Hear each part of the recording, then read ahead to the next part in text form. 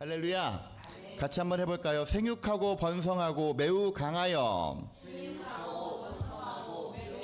예, 오늘은 이러한 제목을 가지고 출애굽기 오늘부터 첫 번째 강의 시간을 갖도록 하겠습니다. 창세기 다 기억하시죠?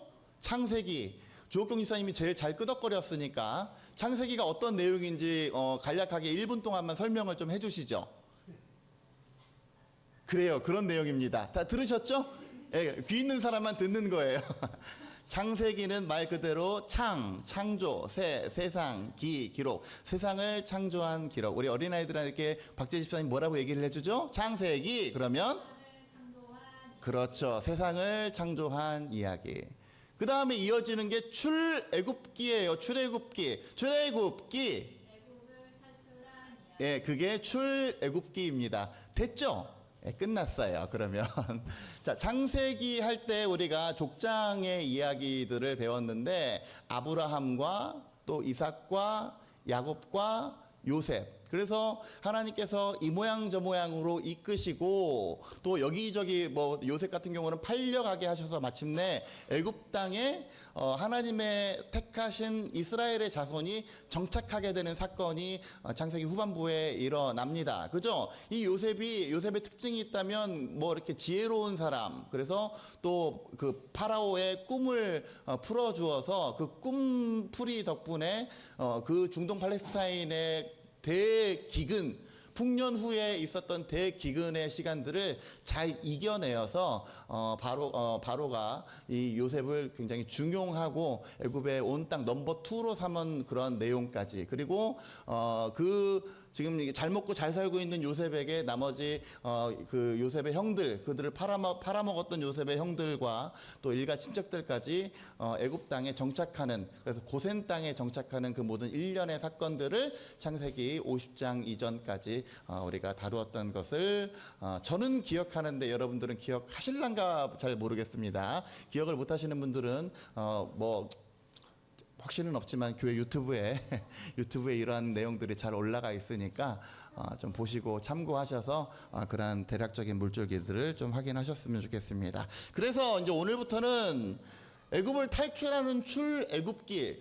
왜 애굽을 탈출해야만 할까요? 하나님께서 이스라엘 백성들을, 그러니까 이스라엘 백성이라고 여겨지기 전에 이 하나님의 택하신 사람 요셉과 그의 일가를 애굽에 정착하게 하셨는데, 정착했으면 잘 살아야 될 거 아니에요, 그죠? 정착했으면 애굽 땅이 보통 좋은 땅이 아니지 않습니까? 좀 이따 보겠지만 나일강 지류, 나일강 삼각주의 그 풍성한, 번성한 이런 많은 식물들, 많은 먹을 것들, 풍요로움들을 하나님이 차라리 거기를 취하게 하시면 되는데 왜 하필 그것이 아니다 하고 거기를 탈출하는 그러한 상황을 만들 수밖에 없었는가에 대해서 우리는 그것에 초점하면서 출애굽기를 통해서 우리가 창세기도 그랬지 않습니까? 아브라함과 이삭과 야곱과 요셉, 결국은 하나님께서 이끄시는 대로, 이 모양 저 모양으로 이끄시는 대로, 그래서 하나님이 이끄심의 어떤 큰 맥락을 보았는데 우리가 출애굽기를 통해서도 마찬가지입니다. 하나님의 운행하심, 하나님이 왜 이들을 여기다가 잘 살고 있는 이들을 이렇게 출할 수밖에 없는 상황을 만드셔서 이렇게 이들을 어떻게 보면 사람들이 보면, 세상 사람들이 보기에 왜 저들이 믿는 신은 살아있지 않은가 할 정도로 외면하고 그들이 고통당하게 놔두고 이런 상황에 이르게 했는가. 그를 통해서 하나님이 역사하심이 과연 그 기저의 끝에는 과연 무엇이 있는가를 초점하면서 오늘 출애굽기를 보면 되겠습니다. 최근에 우리가 그 예능 프로그램 같은 데 보면 공교롭게도 이집트에 대한 얘기를 좀 많이 해요. 제가 어제도 지방에 내려갔다가 올라와가지고 저녁잠이 들었어요. 집 소파에서 저녁잠이 들었다가 이렇게 깼더니 텔레비에서 대형 박물관, 그 영국에 있는 대형 박물관에서 이집트의 각종 유물들을 거기다가 보관하고 있지 않습니까? 그래서 그런 유물들을 소개하는 것을 보면서 뭐 람세스 2세의 어떤 그런 치적 가운데 있었던 모든 그런 보물들이라든지 유적들, 이런 것들을 소개하면서 야, 드디어 또 우리가 출애굽기를 하니까 매스컴에서도 또 맞춰서 또 이런 것들을 해주나 보다, 옳거니 하면서 제가 이렇게 본 기억이 있는데, 한번 우리가 항상 무언가를 할 때 개론을 하죠. 우리가 서론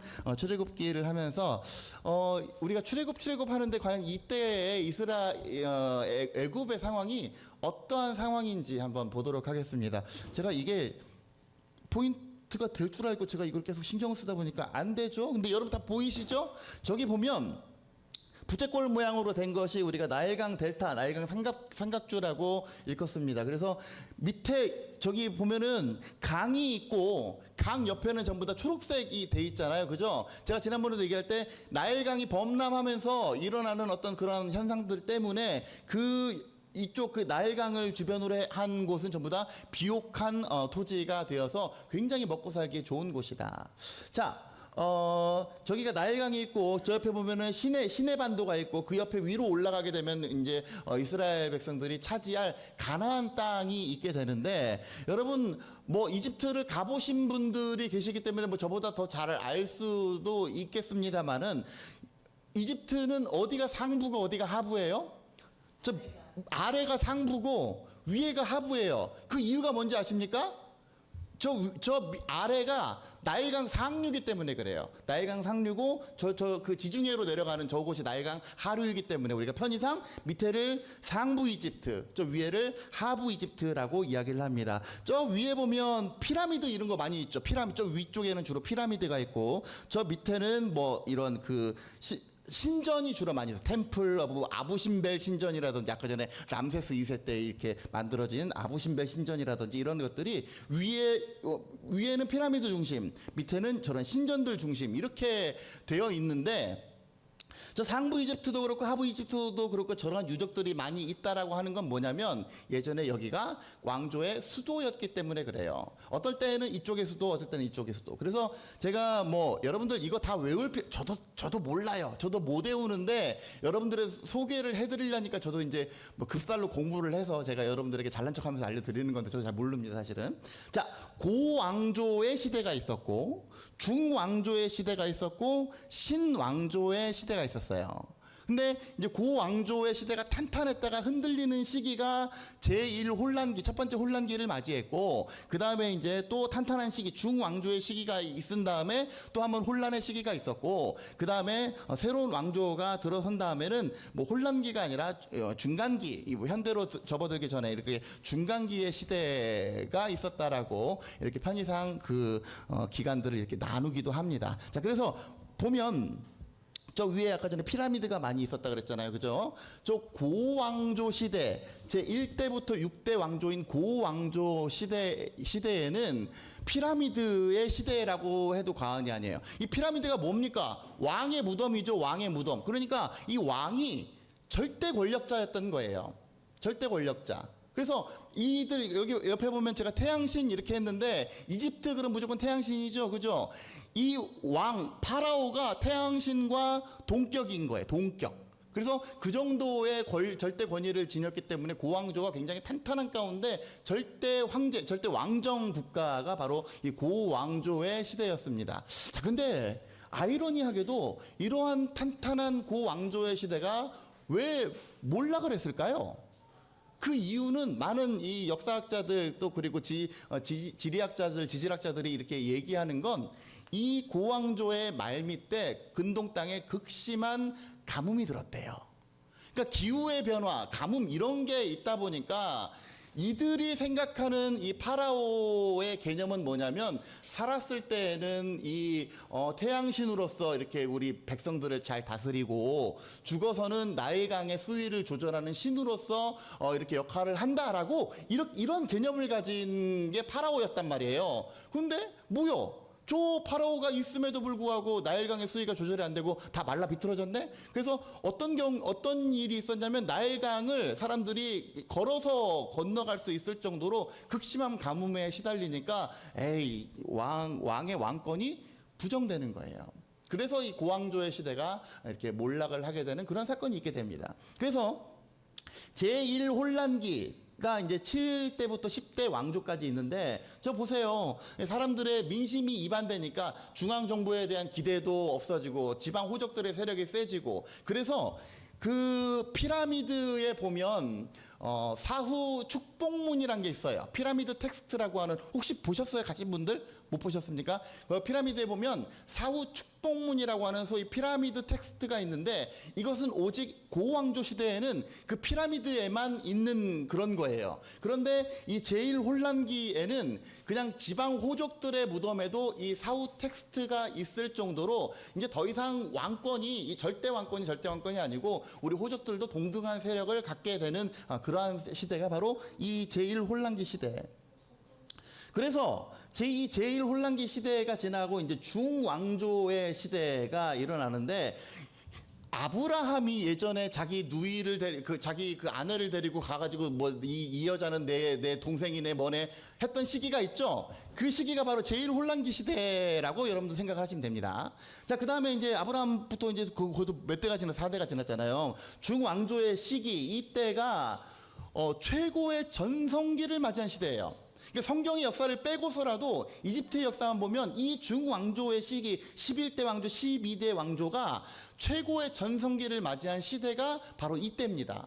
그러니까 이거를 성경이랑 맞물려 보세요. 저기 보면 세소, 이름도 저는 시오자가 이렇게 세소 스트리스 3세. 세소 스트리스 3세 때가 최절정. 그러니까 어떤 사람은 아니다, 람세스 2세 때가 그 애굽의 가장 황금기다, 이렇게 얘기하는 사람, 물론 맞아요. 영토가 가장 제일 확장이 됐으니까. 그런데 이때를 가장 중흥기라고 보는 사람 견해들이 굉장히 좀 많이 있습니다.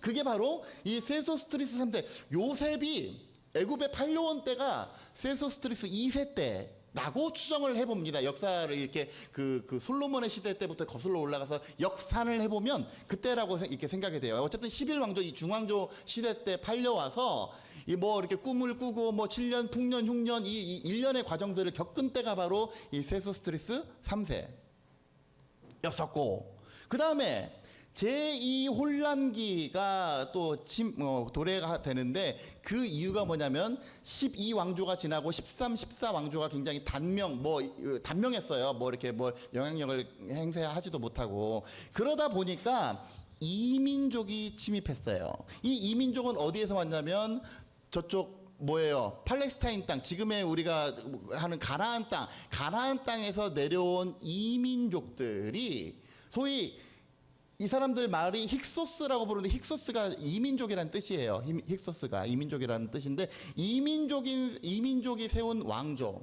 그러니까 이들이 어떻게 남의 나라에 와가지고 자기가 왕조를 세울 수 있었냐면, 이들에게 있었던 전차, 강궁, 말, 이런 것들이 있었단 말이에요. 그래서 우리가 왜 모세의 이야기, 이런 그 영화를 보면, 그죠? 쉽게 이런 거를 보면 어떻게 됩니까? 애굽 사람들이 홍해를 건너기 전에 뒤에서 뭐가 쫓아와요? 말과 병거들이 쫓아오잖아요. 전차 저런 거 쫓아오잖아요. 따닥따닥 막 하잖아요.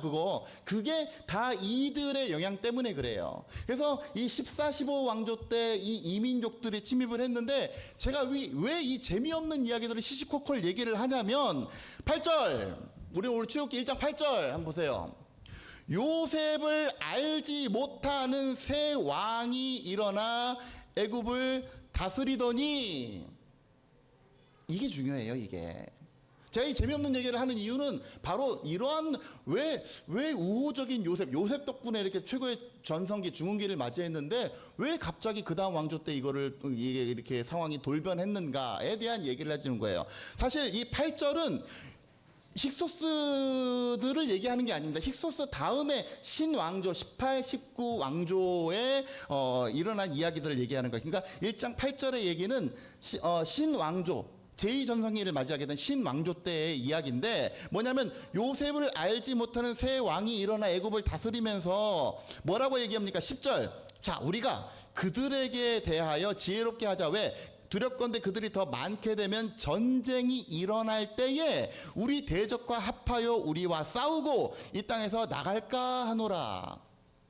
여러분 이상하죠? 지금 이 이스라엘 사람들이 애굽에 살고 있는데 전쟁이 일어나면 용병으로 동원이 돼야 되는데 왜 이들이 오히려 애굽에 쿠데타를 일으킬까요? 그 이유가 바로 힉소스 때문에 그렇습니다. 이 18 신왕조는 힉소스 14, 15대 왕조가 지금 이민족이 와가지고 이렇게 그 왕조를 세웠다 그랬잖아요.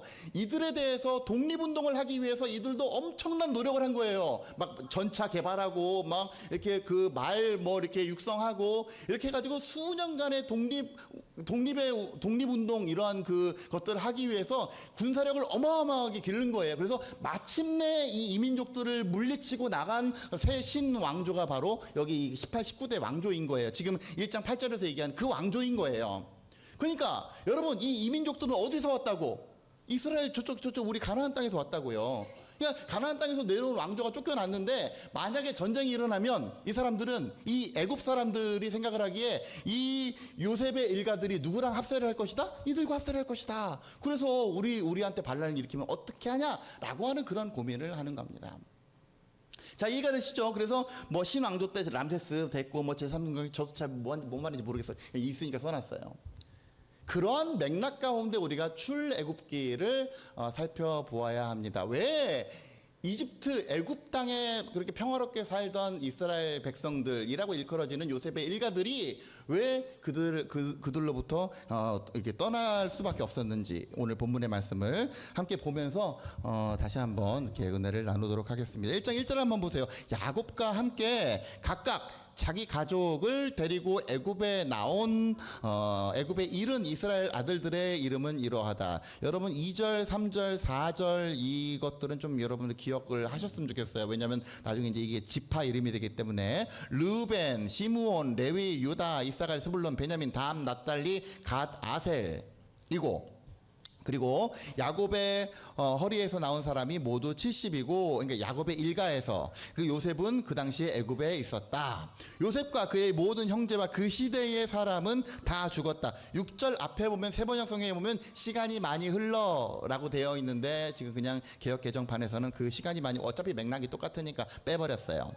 7절 이스라엘 자손은 생육하고 불어나 번성하고 매우 강하여 온 땅에 가득하게 되었더라. 도대체 얘네들은 뭘 먹길래 그죠? 똑같은 애굽 땅에 사는데 희한하게도 이스라엘 백성들은 생육하고 번성하여 매우 강했다. 제가 오늘 제목을 생육하고 번성하고 매우 강하여라고 했는데 7절에 어떤 형용사들만 살펴보면 이스라엘 자손이 어땠다? 생육했다. 그래서 불어났다. 그리고 번성했다. 그리고 매우 강하여 온 땅, 애굽 온 땅에 가득 퍼질 정도로 주객이 전도가 될 정도로 이렇게 매우 강대한 민족이 되었다. 이런 상황 가운데 아까 전에 얘기했듯이 이런 정치적인 변모를 통해서 요셉을 알지 못하는 새 왕이 일어나서 애굽을 다스리더니 그가 그 백성에게 이르되 얘네들 먹고 이 백성 이스라엘 자손이 우리보다 훨씬 많고 강한 거 아니야.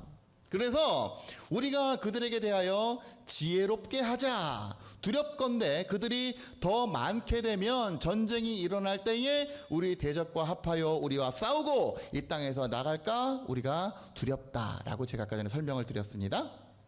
그래서 감독들을 그들 위에 세우고 그들에게 무거운 짐을 지워 괴롭게 하여 그들에게 바로를 위하여 국고성 비돔과 람셋을 건축하게 하니라. 이 국고성 비돔과 람셋은 아까 지도상에 보면 나일강 삼각주에 있는 그쪽에 아까 피라미드 많이 있던데 그쪽 있죠.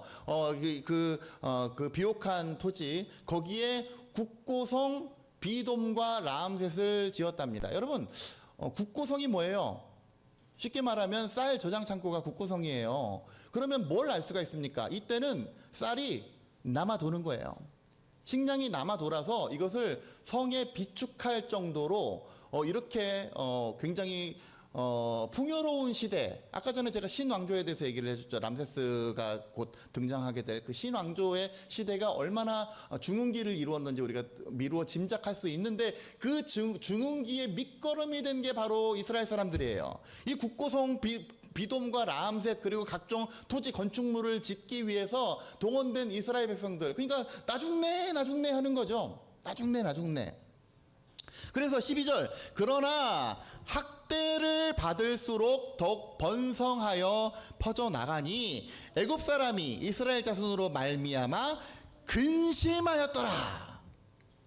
그래서 근심하면 할수록 이들은 이스라엘 자손에게 일을 엄하게 시켜 어려운 노동으로 그들의 생활을 괴롭게 하였더라. 그래서 어떤 내용? 흙 이기는 거, 벽돌 굽는 거, 그리고 농사, 이런 기타 잡일들, 노예 일들을 시켜서 그 시키는 일이 모두 엄하였더라 라고 보도하는 게 오늘 본문의 내용입니다. 여러분, 우리가 오늘 본문의 내용을 읽으면서 저는 참 두 가지 정도로 정리를 해볼 수가 있을 거예요. 우리가 이 출애굽의 서론, 서막에서 우리가 생각을 할 수 있는 영적인 메시지는 뭐냐면, 첫 번째, 하나님의 사람은, 하나님의 우리와 함께 하심이 충만한 사람은 세상이 감당하기 어려운 사람이 되는 겁니다. 여러분, 지금 이 애굽, 이집트의 주인공은 누구예요? 주인은 누구예요? 당연히 이집트 사람들, 당연히 이집트가 세운 그 왕조의 사람들이 주인공이 돼야 되고, 어디까지나 얘네들이 아무리 이렇게 번성해도 더부살이하는 입장인데, 그들이 위기를 느낀 거예요. 야, 저들이 저렇게 잘 되면 안 되는데, 우리가 믿는 라, 태양신, 우리가 믿는 이 풍요의 신, 이 풍요의 신들보다 저들이 믿는 그 신이 더 세단 말이야? 이게 입증되니까 그게 무너지면 모든 게 다 무너지는 거예요. 아까 전에도 얘기했지 않습니까? 우리 고왕조 시대가 종식을 맞이하게 된 이유 중에 하나가 뭐예요? 그 왕에 대한 기대가 다 무너져 버린 거예요. 그 왕에 대한 기대가 무너졌다는 건 그들이 믿는 신에 대한 기대가 무너졌다는 거예요. 위기인 거예요. 그러니까 어떻습니까? 우리가 절대적으로 믿는 이 태양신이 그들이 파라오가 죽어서 나일강의 홍수, 나일강의 어떤 그 수위를 조절해 줄 것이라고 철떡같이 믿었던 그들의 신이 누구보다 약한 거예요. 지금 이스라엘이 믿는 신보다 약한 거예요. 그러니까 둘 중에 하나를 해야 되겠죠. 그 신을 존중하거나 그 신을 부정하거나. 뭘 택했습니까? 부정하는 걸 택했어요. 그러니까 그거를 그리스도인 입장에서 보면 뭡니까? 결국은 세상에 많은 이론들이 존재하고 많은 신들이 있고 많은 절대적인 가치들이 존재하지만 내가 믿는 하나님을 끝까지 붙잡고 온전히 그리스도인으로 살아가면서 내게 주신 하나님의 은혜와 내게 주신 하나님의 복과 내게 주신 하나님의 지혜, 이런 것들이 충만한 사람은 세상이 감당 못한다니까요. 요셉이 그러지 않았습니까? 요셉이 하나님의 주신 지혜가 출중하니까 외국인임에도 불구하고 외국 땅에 나와가지고 낯선 땅에 나와가지고 애굽의 넘버 2가 되었다는 거 세상이 감당 못하는 거예요. 여러분, 얼마나 벅찹니까? 우리 각 사람 개개인은 다 약하죠. 그죠? 우리 개개인은 뭐 가진 것이 없을 수도 있습니다. 그러나 우리가 나의 절대적인 신 대신 나의 여호와 하나님을 붙잡고 나아가는 인생이 될 때에, 우리의 믿음의 그릇이 큰 그릇이 될 때에, 저 세상에 간장종지만한 이 시스템의 그릇이 우리를 감히 담아내지 못하는 그러한 사람, 거룩한 하나님의 사람 되기를 기도하며 나아가는 저와 여러분들 되시기를 주님의 이름으로 간절히 축원합니다. 여러분, 우리 이순신의 이야기를 여러분 잘 알지 않습니까? 왜 그토록 23승 불패 신화를 이루었던 이 이순신, 왜 마지막에 노량해전에서 전사했을까요? 어떤 사람은 그게 그냥 왜군이 쏜 총탄에 맞아가지고 뭐 이렇게 불가항력적으로 죽을 수밖에 없었다, 이렇게 이야기하는 사람도 있지만, 우리가 그 뭐 조선 왕조를 다루는 이야기라든지 혹은 난중일기의 이런 그 단편적인 것들을 보게 되면 이순신이 마지막에 막 이렇게 독전고 북을 치죠. 북을 칠 때 갑옷을 벗어요. 그러면서 이것은 그냥 전사가 아니라 자살이다라고 이렇게 결론을 짓는 사람들이 많이 있습니다. 그러면 왜 과연 이순신은 자진하는 방법을 택했는가? 그 전쟁이 마지막 전투예요. 노량해전이 마지막 전투였고, 만약에 거기서 승전하고 예를 들어서 한양으로 개선을 했으면 사람들이 어떻게 생각을 할까요? 백성들은 이순신 장군 만세! 그러겠죠. 만세! 대신에 그때 군왕 선조에게는 어떻게 합니까? 군왕, 우리를 버리고 도망간, 몽진해버린 저 왕, 임금보다 신하가 훨씬 낫네. 우리 성경에서도 그런 거 보지 않습니까? 다윗이 골리앗 무찌르고 오니까 어떻게 돼요? 사울이 죽인 자는 천천히고 다윗은 만만이로다. 그래서 예전에 사극 보면 우리 만세는 황제한테만 하는 거고요. 우리 지방 이런 우리 이런 왕들에게는 뭐라고 얘기합니까? 천세 그래요. 천세. 그 쉬운 얘기예요. 왕한테는 천세 그러고 이순신 장군한테는 만세 이런 얘기예요. 그게 감당이 됩니까? 감당이 안 되죠. 정부에서. 그러니까 어떻게 해야 돼? 막 그 전에 막 면사첩 주고 뭐 맨날 백의종군 시키고 막 미운털 박혀가지고 뻔해. 이 나라는 이순신의 크기를 감당하지 못하는 거예요. 그 정도로 큰 인물이 되니까. 대신에 세상이 그를 감당하지 못했지만 그가 이루어낸 업적이 얼마나 많이 있습니까? 그가 이루어낸 영향력이 얼마나 큽니까? 바라기는 우리 그리스도인들이 그와 같아야 돼요. 우리 그리스도인들이 하나님 내 능력이 출중해서가 아니라 내게 주신 하나님의 능력, 내게 주신 하나님의 은혜, 내게 주신 하나님의 풍요로움 이런 것들로 말미암아서 세상이 감히 감당하지 못하는 하나님의 사람들이 되어서 우리들의 삶의 모습을 통해서 하나님의 살아계심을, 하나님의 풍요로움을, 하나님의 역사하심을 드러낼 수 있는 저와 여러분들 되시기를 주의 이름으로 간절히 축원합니다. 두 번째로는 뭐냐면 우리가 어려움을 만났을 때에 과연 어떤 방법으로 그것을 돌파해 나가는가. 어떤 사람은 어려움을 만났을 때 하나님 그게 뭡니까? 끼껏 잘 믿었더니 왜 나에게 이런 어려움을 주십니까? 지금 여러분들 한번 생각을 해보세요. 출애굽기 1장 1절부터 14절까지 우리가 보고 있지만 이스라엘 백성들이 잘못한 게 뭐예요? 예? 이들의 잘못이 뭐예요? 이들은 하나님의 백성으로 산 죄밖에 없어요. 그렇지 않습니까? 이들이 뭐 우상을 숭배했습니까? 다른 데로 갔습니까? 뭘 했습니까? 애굽 땅에 정착해서 하나님의 사랑답게 하나님이 주신 은혜를 누리면서 풍요롭게 잘 사는 죄밖에 없어요. 그게 죄입니까? 그거 죄 아니죠. 이후에 출애굽 사건에서 일어나는 일련의 사건들 이렇게 우상 숭배하고 바알신 섬기고 그게 죄라면 죄지. 지금 출애굽기 1장에서 우리가 보는 상황 가운데 이스라엘 백성이 지은 죄는 없어요. 근데 왜 이런 상황이 돼야 돼? 이럴 때 우리는 과연 그거를 어떻게 해결하냐 말이에요. 뭐라고 합니까? 믿어봤자 소용 하나도 없네. 신앙생활 하자 그래서 끼껏 교회 나갔더니 소용 하나도 없네. 왜? 나는 잘못한 게 없는데 하나님이 살아계시다면 왜 이런 상황이 우리 가운데, 왜 우리 애가 아파야 되고, 왜 내가 직업을 잃어야 되고, 왜 내가 이런 경제적인 어려움에 시달려야 되고, 왜 그럽니까? 라고 항변하고 하나님에 대한 신앙을 부정해버리는 경우들이 많이 있습니다. 근데 이스라엘은 어땠어요? 이스라엘은 끝까지 하나님 앞에 기도하며 부르짖고 나아갔더니 2장 보세요. 2장 23절 보면 이스라엘 백성들이 너무 힘들다. 물론 이것은 탄식에 안타까워서 너무 힘들어서 부르짖는 것도 있었지만 하나님 앞에 하나님 우리 너무 힘듭니다. 하나님 나의 힘듦을 왜 외면하지 마십시오. 하나님을 끝까지 붙잡고 나아갔더니 그 부르짖는 소리가 하나님께 상달된지라. 믿음의 사람의 길은 이렇게 해야 됩니다. 우리 여러분 오늘 제가 금주의 한 구절 띄워놨죠. 금주의 한 구절 되게 짤막해서 오늘은 외우기 다 좋을 거예요. 그죠? 공교롭게도 짧네 오늘의 한 구절. 금주의 한 구절 시작. 하나님의 말씀을 흥왕하여 더하더라. 쉽죠? 어렵지 않죠? 하나님의 말씀은 풍성해져서 더하더라. 여러분 지금 이게 사도행전 12장입니다. 사도행전 12장 24절에 하나님의 말씀은 흥왕하여 더하더라 그랬어요. 이 짧은 구절 가운데 담겨져 있는 메시지가 장난이 아니에요. 왜? 이 흥왕하여 더하더라의 이전의 모든 말씀들을 보면 뭐가 있는지 아십니까? 예루살렘에 잘 살고 있던 이 예수님의 12 제자들이 막 이래저래 핍박받고 쫓겨나요. 예루살렘과 그 다음에 온 유대에 퍼져있던 이 하나님 소위 예수쟁이들이 다 핍박받고 쫓겨나요. 스데반 돌 맞아 죽어요. 그래서 사마리아 북쪽 땅으로 쫓겨가요. 쫓겨가서도 복음을 전하는 거예요. 거기서 에이 나 이제 안 해 이게 아니라 나 이제 힘들어서 못 해먹겠네 이게 아니라 쫓겨가서도 복음을 전해요. 이방인들에게 가서 복음을 전해요. 왜? 사도행전의 원리가 뭐였으니까 예루살렘과 온 유대와 사마리아 땅끝까지 이르러 내 증인이 되리라. 그래서 그렇게 간 거예요. 베드로 여러분 베드로 아시죠? 베드로가 어떻게 했습니까? 베드로가 주의 일 하다가 감옥에 갇혀요.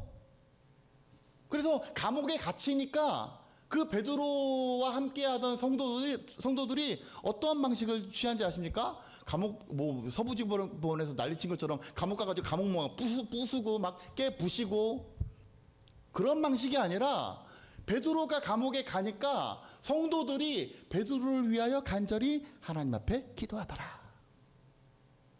그래서 베드로가 옥에서 풀려나고 하는 일련의 사건들이 지나고 나니까 사도행전 12장 24절 하나님의 말씀은 흥왕하여 더하더라. 이게 신앙의 키워드입니다. 여러분 다시 오늘 출애굽기 1장 12절로 가보세요. 12절.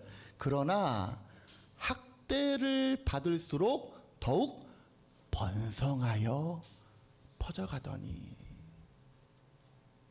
이게 중요해요. 이게 바라기는 저와 여러분들 지금 출애굽기 1장 14절까지만 우리가 딱 띄워놓고 보면 하나님의 뜻이 어디인지 알 수가 없어요. 도통 이해가 안 돼요. 우리가 동일한 어려움을 만났을 때에 도대체 하나님이 날 사랑하신다면서 왜 이런 어려움을 주시는지 도통 이해가 되지 않습니다. 그러나 그 이해가 안 되는 상황 가운데서도 끝까지 믿음 붙들고 나아가는 저와 여러분들이 되게 될 때에 그 어려움 가운데서도 조금씩 그럼에도 불구하고 하나님의 함께 하심이 우리 삶 가운데 나타나서 흥왕하여지고 더욱 번성하여지는 그러한 은혜가 일어나게 되시기를 주의 이름으로 간절히 축원합니다. 여러분 우리가 신앙생활을 하다 보면 여러 가지 우리 신앙을 방해하는 요소들이 많이 생깁니다. 이소부화를 보게 되면 어떻습니까? 바람과 해가 내기를 하죠. 저 사람이 옷을 벗겨보자. 그리고 바람이 막 휙 부니까 그 사람이 어떻게 해요? 그죠? 우리 강성도님 제일 잘하는 얘기인 것 같아. 그죠? 딱 이렇게 했어. 그랬더니 야, 너 그거 갖다는 안 되겠다. 햇볕 정책 딱 하니까 어떻게 해요? 어우 더워. 알아서 벗잖아요. 출애굽기 1장의 사건이 바람이 막 휙 하는 그런 상황이에요. 14절 어려운 노동으로 그들의 생활을 괴롭게 했더라. 신앙생활하면서 우리가 겪는 어려움들이 있을 겁니다. 난 나가고 싶은데 남편이 반대. 나는 세상 직장에서도 그리스도인으로 살고 싶은데 자꾸 눈치 주고 핍박하고 술자리 회식자리 같이 안 온다고 안 어울린다고 뭐라고 하고 인사고과에 막 지장 주고 주일날 교회 간다 그랬더니 왜 같이 안 오냐고 뭐라고 하고 이러한 것들이 바로 우리가 겪는 그러한 출애굽기 1장 14절과 같은 내용들이에요. 우리의 삶을 괴롭게 해서 신앙생활을 못하게 만드는 그러한 방법들, 그러한 상황이 우리에게도 동일하게 다가올 터인데 여러분 이러한 상황 가운데서도 여전한 그리스도인으로 살아가게 되기를 권면합니다. 그냥 상황에 휩쓸려서 에이 나 힘드니까 나 신앙 포기할래, 나 어려우니까 나 그냥 안 할래, 이것이 아니라 끝까지 믿음 붙들고 있는 사람은, 하나님께서 함께하는 사람은 결국에는 생육하고 번성하고 흥왕케 되는 귀한 은혜가 우리 가운데 있게 될 줄로 믿습니다. 세상이 주는 번성함, 세상이 주는 달콤함, 세상이 우리 가운데 주는 약속은 한계가 있어요. 바라기는 우리가 기왕 하나님 믿는 거, 나의 삶을 끝까지 종국에는 약속의 땅으로 이끌어주셨던 그 하나님의 섭리를 우리가 출애굽기에서 볼 터인데, 우리의 삶 가운데 지금 비록 출구가 보이지 않고 지금 비록 막막하고 하나님이 없는 것 같아 보일지라도, 그래서 세상이 내게 던져주는 그 달콤한 떡 이런 게 더 좋아 보일지라도 아니요, 그래도 나는 끝까지 하나님 붙들고 나아가겠습니다. 이러한 신앙 가운데 종국에는 우리를 이기게 하시고 우리를 번성하게 하시고 우리를 생육하고 또 충만케 하시는 그 하나님의 은혜가 저와 여러분들 가운데 넘쳐나게 되시기를 주의 이름으로 간절히 축원합니다.